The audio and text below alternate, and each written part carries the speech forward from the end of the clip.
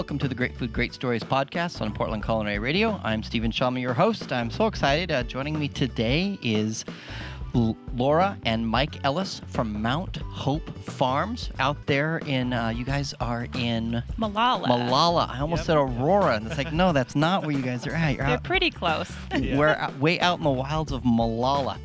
Okay, so I love what you do. It's phenomenal. And you guys are actual farmers. We are. Yes, we are. But farmers are near and dear to my heart because you work like crazy for very little money. Yes. And people often don't realize all the different options farmers are. For example, I met you guys at the Wedge Cheese Festival. Yes. Yep. And all this amazing cheese is made there. And sometimes when I meet cheese people, I discover, they don't just make cheese. First and foremost, they're farmers. Right. Yeah. They're raising cows or they're raising sheep or raising goats to make the milk, to get the milk to make the cheese. And they spend day not doing it. And so they're goat farmers or they're, sheep farmers. So what kind of farm do you guys have? So we're a diversified family farm. We're multi-generational, and we specialize in unique berry and fruit crops that we use to make our line of specialty preserved foods. And then we also sell some of our fresh fruits and berries fresh. That's awesome. Okay, so then you said specialty preserved what? Foods. So we make fruit spreads. That's our primary line right now. So if I didn't know any better, would I think that those are jams and jellies? You would. Yeah. You would. The difference is the fruit spreads have a really low amount of, we add organic sugar just to keep them shelf stable. But generally, a traditional jam or jelly is over 65% added sugar, and ours are like a quarter of that. So I just do enough to keep them safe. Now, I have friends that drink their coffee that way with 65% added sugar. Right? Yes. And that's to be like taking roughly 3/4 a cup of sugar and 1/4 cup of coffee. Mm-hmm. Yeah. And so the reason that you guys can't, if I understand correctly, can't call it a jam or jelly, is the government says you don't have enough sugar. You're too much fruit. Right, Yeah. right. Isn't that interesting? Yeah. Yeah, it's so funny when you get into all of the labeling laws and everything. And what we had to learn is there's rules for what you can call things. And so that's why we had to start calling ours a fruit spread, is because it has really low amounts of sugar. But it's kind of cool because it gets people to ask questions like you did, and it lets them know that they're buying a healthier product. Well, it's some of the best jam and jelly I've ever had, even if it's you. just a fruit spread. Yes. Because here's the cool thing I love about it. I can taste the fruit. You can taste the fruit, which is what we wanted. We wanted our fruit, and we also source from farmers that we know for what we don't grow enough of. We wanted their fruit and our fruit to shine, and I think we've done that. And for some of our things, we put in spices and things like that, but it really accentuates the fruit. Then that's the star. So you have a farm, and when did you start Mount Hope Farms? 2014 is our technical start date. Yes. Okay, so not only, I want to come back to the farm, I want to talk to Mike about the secret origin of Mount Hope Farms, but not only do you have a farm, but you're a culinary startup. Yes. And then not only do you grow stuff and sell it, but then you make recipes for amazing fruit spreads. Thank you. Yes, we do. And so that's like a whole nother, thing in your bag of tricks where you can make a certain fruit spread or, my language, a jam or a jelly. Right, Yeah. right. And that's quite a skill. That's pretty amazing. Thank you. It's taken, some recipes we started out with didn't make it through. They just didn't turn out. Some we have, all of them, we've tweaked over the years and just have gotten better and better. Or some of them we've decided, that's not good enough. We don't want to use them. And so they didn't make the cut for our line. And so it's been really fun to develop and see what pairs well with what, and to use, like in our autumn apple, we use a local rum from Four Spirits Distillery. I love Four Spirits. I do too. They're really cool. And so it was really fun to figure out, okay, I tried different rums and things like that, and theirs fit the best. And so it's just neat to be able to pair up. Okay, now which one has the rum in it? I got distracted. The autumn apple. And you brought some. We can try it later. I did, yes. All right, that's Yes. fantastic. I love it. So now I have to get Four Spirits rum just to have rum and autumn apple. You Yeah. do. You know what? We should have a cocktail made. Yes. Four Spirits rum, your autumn apple. There's got to be a good mixologist that could do a cocktail. I have been wanting to partner with somebody to do that, to do recipes and especially mixed drinks with our fruit spreads, because they would work great for that. Hey, and they do. I did a Stephen Shalma presents Reverend Nat's Holy Watermelon Cider Cocktail Night at Box Social this summer. I took their Holy Watermelon Cider, gave it to their mixologist, a bartender. He's awesome, and he made 4 cocktails that had some of their cider, cider and rum and gin and vodka, and man, we should find someone to do the We same thing need with to that. do Would be that. That a would be fun, so such a cool. fun night. Yes. Yeah. All right, so Mike, so she's your wife Laura said something that kind of, so if people are paying attention. They go, wait a minute, that doesn't pencil out. That can't be true. She opened the farm in 2014, but multi-generational. Yep. So unpack that for me a little bit.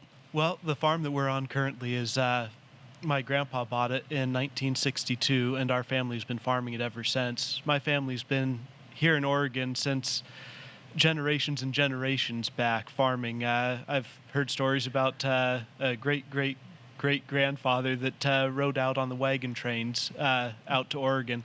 We've bounced around from site to site, but from the time my grandpa, he grew up in Canby, which is just down the road from Molalla, we've been farming in that area for 3-4 generations. But 1962 is when your grandpa bought 300 acres. Yep. And what did he call that? What is that roughly known as? A lot of that dirt now. Right now, it's Mount Hope Farm or Mount Hope Seed. Mount Hope Seed. And what do they grow at Mount Hope Seed? Primarily seed crops: grass seed, clover seed, some radish seed, and we've had a few other crops mixed in, but primarily seed crops. So not mechanically or technically, but basically they carved out a piece of the dirt and said, here, you guys go. You can have your own farm on our family 300-acre piece of dirt. Yep. And you named your portion Mount Hope Farms. Yes. Because you're not growing seed. Nope, we're not growing seed. We're looking at higher value fruit crops because we want to make this sustainable, not just for my lifespan or Laura's lifespan, but for our kids, our grandkids, and however many generations want to continue on with the farm. So you grew up in Canby? In Molalla. In Molalla. Oh, and where did you go to high school? Molalla High School. Awesome. So you're a local boy done good. Yep. That is phenomenal. All right, and Laura, where did you grow up? I grew up in Alaska. Alaska. And where'd you go to high school? I went to Susitna Valley High School in Talkeetna. And so it's on the main road system about 2 hours north of Anchorage. Most people know where that's at. And then I ended up coming to Oregon to go to Eastern Oregon University, where I studied history. And I met Mike there, and we got married, and we ended up staying in LeGrand for about 12 years because we loved it there. And what did you guys do professionally in LeGrand?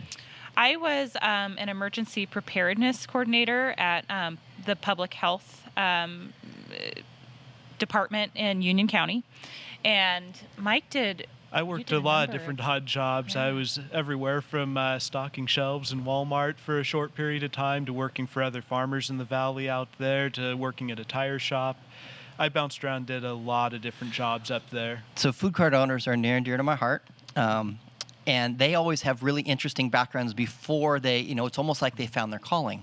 Yes. So what was the spark that said, okay, that's it? Because you told me you opened Mount Hope Farms. By the way, why Mount Hope Farms? The farm itself is located on Mount Hope Road, and we always say that farmers have to have a lot of hope. You're planting seed, you're putting all that money out there for a year or multiple years before you ever see a crop come in, and so it fit with us. Fit perfectly. I love it. Okay, all right. So you officially start that January 2014, which meant you moved there sooner. Right. What was the spark that said, you know what, we're leaving LeGrand, we're going to go back and do a family farm? What kind of ignited that? Mike and I always knew that we wanted to live in the country and that we wanted to farm. And Mike always has had a heart for farming. I knew that was his heart, and it just wasn't, we were talking on the way over here about how the timing was just right when we moved over. Up until that point, it wasn't viable for me to come back. It took quite a few years before my grandpa would admit to officially retiring. He was probably in his late 80s when he finally officially retired, and that opened up some room for me to be able to come on farm with my dad for, I'm still farming with my dad out there now. Right. But that was what opened up the opportunity for us to be able to come back. Up until then, we'd been over in LeGrand trying to make a go of things over there and seeing where life was going to lead us. Yeah, and I think, too, I was pregnant with our son when we moved back over, and we wanted to give him a life where we had lots of family support around and give him a chance to, if he wanted to farm, he would have that opportunity. And it's just nice to have, Mike's family has been so wonderful and so supportive in what we're doing. And everything we do together as a family.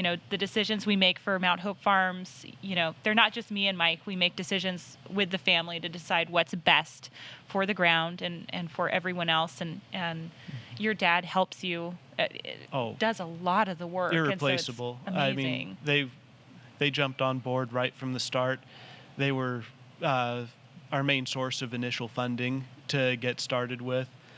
They backed us, and without that, So Laura, it wouldn't have been impossible, but we wouldn't be anywhere near where we are today. Right. So if I'm hearing this correctly, and I maybe shouldn't even ask this, but sounds like you like your in-laws. I like them a lot. I was so lucky. I always worried about that before I got married. Oh, but yeah. I'm lucky. Yeah. That is awesome. Yeah. Okay, so I don't know if you know Conundrum Trail Mix. Yeah. I had him as a guest on recently, and I love his stuff. And he started out doing Conundrum granola. Yeah. Right. But then and the trail mix is what's taking off, so he's kind of pivoted a little. Mm-hmm. So January 2014, you opened. If I understood correctly, that summer you were at farmers markets. Your first summer, what were the things you sold at that first farmers markets?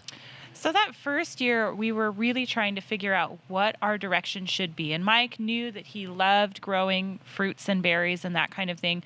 But we were like, what's really going to work and get us out there? So when we first went to, we did Tualatin Farmers Market, and we're like, okay, we're going to try a little bit of everything. So we did a huge vegetable garden, which is so much work. And we took fresh vegetables in there. We did pork and lamb and sold cuts of meat.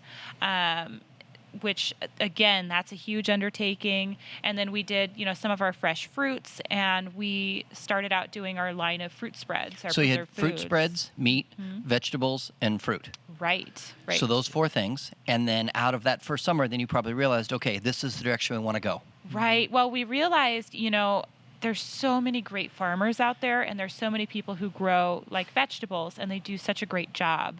But it takes so much focus and so much work to make a living doing that. And you got to sell a whole bunch of zucchini to make some money on zucchini. You do. And so we decided we love doing the jams and jellies. We felt like it was a way to highlight the fruits and berries that we grow.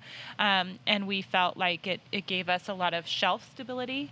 And we knew we could also keep selling those fresh to grocery stores as well. But this was going to be our primary moneymaker, and it was the thing that we really loved doing. So fruit spreads became your primary bread and butter. It did. I have to say, to turn a phrase. It did, yeah. I have to say, too, Laura has an incredible knack for putting together great recipes. I couldn't do what she does. I can grow the crops, but I can't make the fruit spreads the way she does. I'm married to the nicest man in the world. And He's so nice to me. Without that, it wouldn't have taken off and went. And Mike has done a really great job. He does such a great job with growing everything, and they practice organic and biological farming. We're not certified yet, but we're working on that. It's just been so much fun. A lot of work, but so much fun. Mm-hmm. So what I teach people is that when I work with my consulting clients is you want to go from point A to point B, and you have to head out to point B, but what you're really headed for, and you don't know it, is point C. Yeah. So you start at a family farm, you've got 4 options, and then that moving out in that direction then led you to, okay, we're going to do fruit spreads. Yeah. Right. And we, it's been so much fun, so much work, and we've developed different recipes that we like, and I can't believe where we're at compared to where we started. And it's been really fun to see, we walk into like new seasons in the fall, and we see our fresh table grapes for sale there. And so we partnered with them, and we see like our fruit spreads on the shelves. And I know that's not supposed to be the biggest mile marker, but it's so encouraging. No, I can't. I know exactly. The first time that I walked into a bookstore and I saw a book that I wrote with my name on the shelf, it brought me to tears. And it's just such a when you put your heart and soul into making something happen, to kind of see it come together like that. It's surreal, right? If it was my Mountain Hope Farms, every time I went to New Season and saw my stuff, I'd be taking pictures. It's still here. It's still really cool. here. And we do. Yeah, it's really fun. Okay, so now you guys do about 15 different flavors? We do. We have a main line of products that's about 7 or 8 products that we kind of always have in stock that we make a lot of. And then the rest of them are really tiny batch. Like from our cherry trees that are on the farm, there's like 3 cherry trees, and I'll make cherry espresso. Well, I only have enough cherries to do like 30 jars or something. So that doesn't have a wide availability, but it's been popular. Yeah. Yeah, we do the same at Culmination. We've got our 4 or 5 flagship beers you can always get, on keg somewhere. And then they make all these crazy beers, one-offs, that either they don't make very much of or they're going to make once and not make again. Right. Yes. They did a blood orange beer last year that I loved so much and they don't make it again. So like your cherry espresso. Yeah. It sounds so good. And how many jars do you make when you make it? Generally about 30 to 40, just because I'm working with the cherries that we have on hand.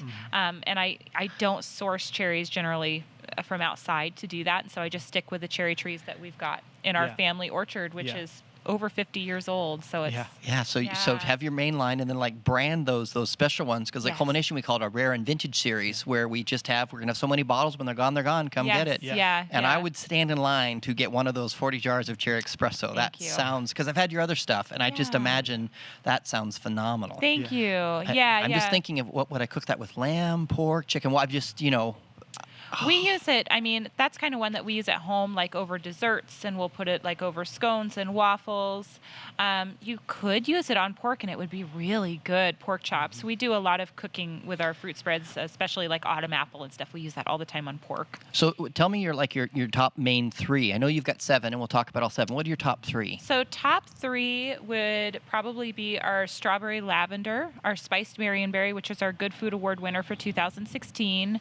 And our autumn apple. Those are our big sellers. We have other ones that are big sellers too, but I think those are the ones where stores order the most of them. Speaking of Good Food Award winner, it's a really cool thing. They give out the awards in San Francisco. Yeah. They've been doing it for a number of years now, and they're up to what I think more like 14 categories. Yeah. Things like charcuterie, cheese, chocolate, spirits, oils, coffee, cider, preserves, Right. pickles. Right. And so you last year won your Spiced Marionberry, won an award. Right. 2016 Good Food Here Award. That must have been awesome. It was was incredible. amazing. We were completely shocked. We turned it in and we knew we made a good product, and we had such a good response, and we work really hard to make sure we're doing the right thing.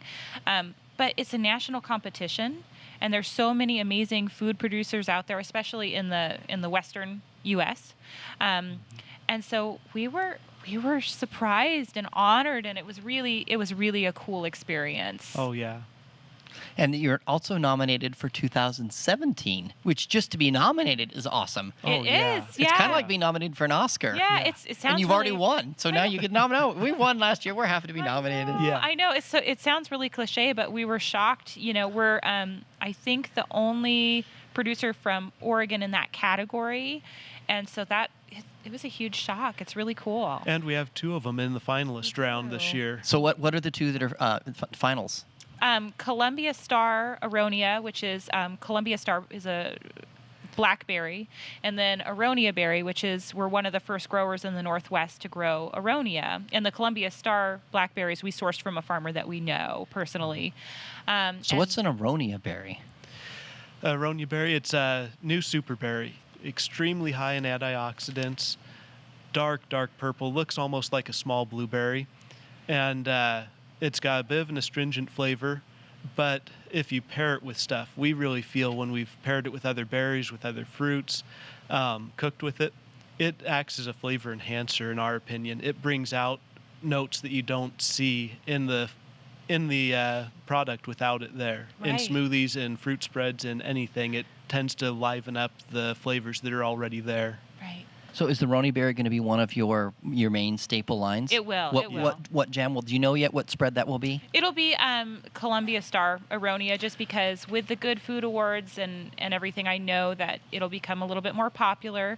And it's a phenomenal just fruit delicious. spread. It's a phenomenal delicious. one. I would have brought some with us today, but we just didn't have a lot this year. So hopefully we'll be able to get more berries. And what's the second one that's nominated? Raspberry Marionberry. So that's really Oregon. It's so Oregon. That's really Oregon. Yeah. It was really funny to go down there last year and talk about our spiced Marionberry, because I just didn't realize that so many people, even in just California, wouldn't know what a Marionberry was, because it's such an Oregon thing, and we're one of the only regions that can grow it here in the Willamette Valley. All right, so you've got your spiced Marionberry, strawberry lavender, autumn apple, which we talked about, which has 4 spirits of rum in it. Yes. Which is fantastic. Yes. Your blueberry Orange spice. Blueberry orange spice. Oh my Yes, gosh. it's really tasty, and that's one of our mainstays too, and it's delicious. What do you do with that one?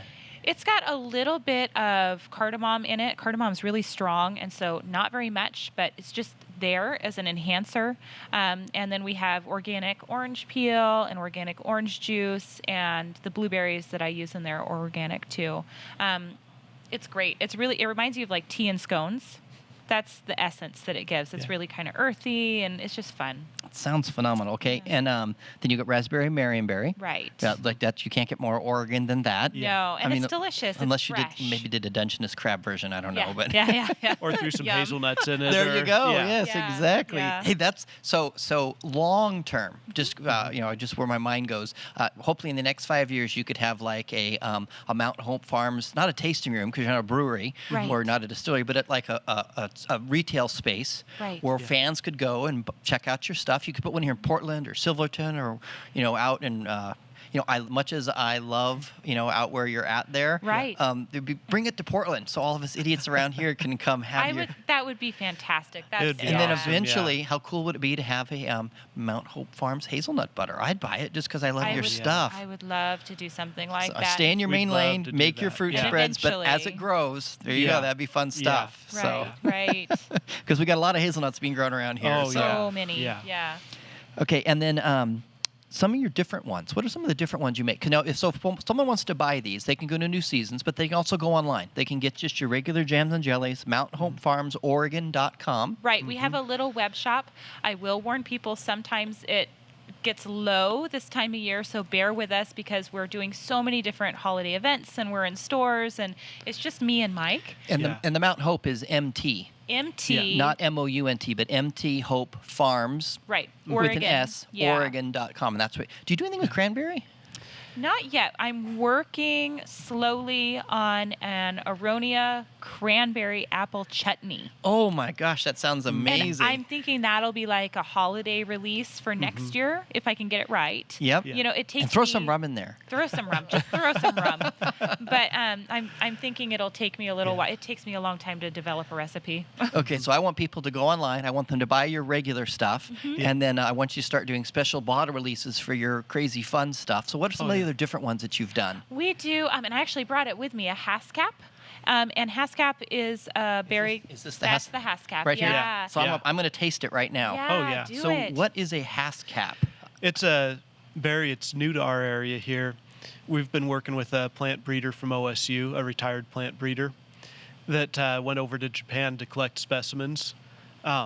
It's native to Japan, Russia, and there's some that's native up in Canada. It's really high in antioxidants. There again, we like the really healthy berries, high in antioxidants. It looks like an oblong blueberry, but it's got this crazy sweet but kind of zing or tang to it, almost like a raspberry crossed with a strawberry or blueberry. Something, sweet, but also has that With just rhubarb almost, yeah. indescribable tang to it. It is so good. Isn't that good? Yeah. So don't tell anyone. I don't want anyone to listen to this podcast to tell him. But I think you should get this to a brewer and make a beer for the Fruit Beer Festival next year with this berry. Yeah. We would love to start This doing. is such a good berry. It's Isn't so that good? amazing. And the color, it kind of looks almost like blackberry as far as the the fruit spread, the it's color. this dark blue black color. Oh yeah. man! And that's Yeah. a Haskap. A Haskap. Haskap. Yeah, they're amazing little berries. One of our challenges right now is just getting everything up and going on the farm so we have enough. But we think once we do, it's going to be And just really make it a great. specialty bottle release. Charge more for it. You only got so many. Absolutely.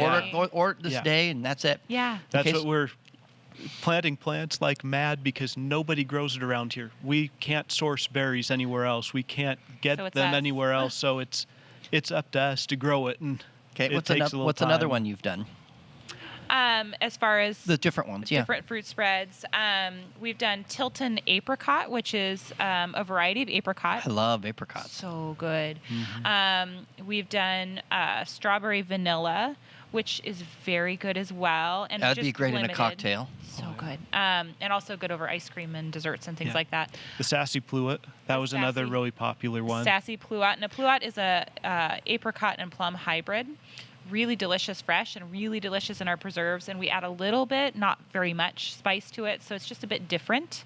And A it's little bit of heat. The sassy is the spice. Yeah, a little bit sassy. Most people who really like spice are like, this isn't spicy at all. So I just say it's got a little bit, but not much. I'm just excited about all these. I want to have them Thank all. you. Oh man, this is. I'm still amazed how good this Hascap is. I didn't Thank expect you. that. Yeah, And different. I've had your spiced Marionberry. That's how I first tried it. That's why I fell in love Yeah. with you guys at the Yeah. Wedge 2 years ago. Yeah. And I was like, okay, I want to cook with this. I want to put this, So that's not. It's not just that people can put it on toast, but there's a lot of other ways they can use your spread. There is, and one of the biggest ways that we found to be successful for our farm is to pair up doing cheese pairings. And a lot of times people like the story behind the cheesemaker, and they like our story, and then our products they're so good with cheese. They go great So- on a cheese plate. You put They a little bit do. of charcuterie like Olympia Provisions. You Yeah. Put some great cheese on there. Have some fruit spread with it. Yeah. Yeah, Ancient Heritage Hannah. I love that cheese. Have Yes, that yeah. with your this Hascap. How do you Hascap. spell that? Haskap. Oh man, have some Hannah cheese and some Hascap. That would be phenomenal. I love that. Right. There's also another Golden Artisan cheese in Malala. She's pretty small, but she makes excellent products, and our stuff goes great with her stuff. And so she it's has fun. just the coolest wrappings on her cheese. She does. Yeah, so it's she really fun. is. I mean, the cheese is artisan. The package it comes and looks artisan. Right, Yeah, right. she does just a phenomenal job. That is Yeah. awesome. Yeah. Well, guys, I wish you all the best success. It was awesome having you on the Great Food, Great Stories podcast. I love what you do. You're a family farm. You want to build a legacy for your kids. How old's your little one right now? 3.5. 3.5. That's your son, right? Yep. Son, Samuel. Yep. Samuel. Yeah. I wish you guys could see. This is a podcast you can't see, but they're both glowing as they talk about. They talk about that when I mentioned their son. Yeah. And you're working a family farm that's been in the family since 1962. Yeah. And you're just making a sustainable, great product. Good Food Here Awards. It's not Good Food Here. Good Food Awards. Right. It's not just it's really, really good, but then they kind of take a look at how you do business too. They Yeah. do. They take a look at, whether the fruits that you grow or source, how they're grown. They can't have any, artificial additives, GMOs. Pretty much their standards are organically grown. They don't from what I've require it to gotten. be certified, but they want it to be organically grown. Yeah. So it's Right. not just that Yeah. this is amazing, but this is well made. It's well made. It's a good product. And what's so cool about them is when you look down the list of past winners and this year's, finalists, there's so many Oregon producers and farmers and makers every year. Yeah, So we're it's blessed. neat. We Yeah. are blessed. Yeah. All right. Well, I look forward to your future success. I think we should look at doing some kind of cocktail event. That would be so much do fun. too. And within 5 years, just get that tasting room opened here in Portland, or retail space. That would be awesome. I'd like that. Yeah. And it was a delight to have you on. I love your story, and we will continue to follow it. Thank you so much, Lauren. Mike. Thank you. Thank you. All right, cheers. This is the Great Food, Great Stories podcast on Portland Culinary Radio. I'm Stephen Shelmy, your host, and please go to mtmounthopefarmsoregon.com and buy some of their amazing fruit spread. It would be a jam or jelly, but it doesn't have 65% sugar. It's mostly fruit. Go get some. Cheers, everybody.